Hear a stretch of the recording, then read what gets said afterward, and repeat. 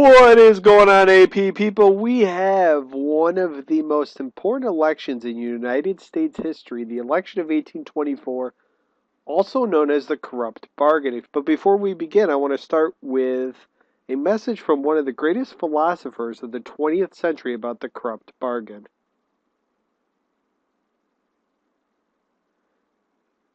Okay, let's get going. We have so much time, so little to do. Wait, strike that, reverse it. It's a little Willy Wonka reference for you. Okay, to understand the corrupt bargain, we need to know the key players that are involved in this election, and there are four of them. The first one is John Quincy Adams from Massachusetts. He was the son of John Adams, and he was the Secretary of State under James Monroe, the fifth president of the United States, and he was an incredible diplomat. The next one is Andrew Jackson from Tennessee, war hero from the Battle of New Orleans of the War of 1812. He was also a congressman and a senator from Tennessee. William Crawford is the third person involved in this. He is from Georgia, and he was the Secretary of Treasury under James Monroe. And the fourth one, my political hero, Henry Clay, from Kentucky. There's young Henry. Oh, wait, we got another one. Oh, there's another one still. And he was a war hawk from the War of 1812. So he played a predominant role in the U.S. getting involved in the War of 1812. And he also, along with John Quincy Adams, was part of the delegation that agreed on the Treaty of Ghent, which ended the war. And most importantly for this election, he was the Speaker of the House. So he wielded immense power. And he is the father of the American system as well, which was his economic plan to help out the United States. Okay, some background info. James Monroe, his second term would end in early 1825, March 4th to be exact. Here is James Monroe, again the fifth president of the United States. The Secretary of State was seen at this time as the stepping stone to the presidency.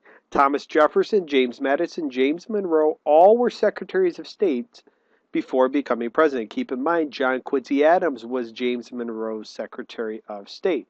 And in the election of 1824, many candidates emerged, those four that we just talked about. Okay, the election results. The finishing order goes as follows, and we're going to talk about the Electoral College first. Jackson receives the most popular and electoral votes at 99 electoral votes. John Quincy Adams comes in second with 84 electoral votes. Crawford finishes in third with 41 electoral votes, and sadly, Henry Clay finishes fourth with 37. And on a side note, it's very unbelievable for Clay fans like myself to come to grips that William Crawford he actually had a stroke prior to, or right around the election time. So people were voting for a man who had a stroke more often than they voted for Henry Clay. He was actually rumored to have died, and he still received more votes than Henry Clay. Very sad. So let's take a look at this electoral results map. You see here the popular vote in green. Andrew Jackson clearly won the most, and same with the electoral vote. However, Constitution says you have to receive an electoral majority. So instead of this 38% that Andrew Jackson has, he needed to have 51 to win. No candidate received a majority of electoral votes. So what happens? Well, according to the 12th Amendment of the Constitution, if there is not a candidate that receives a majority, the top three candidates would be voted on by the House of Representatives. So, sorry, Henry Clay, you are out. You are out of the running. If he would have just beaten Crawford, he would have been in the running and probably most likely would have become president.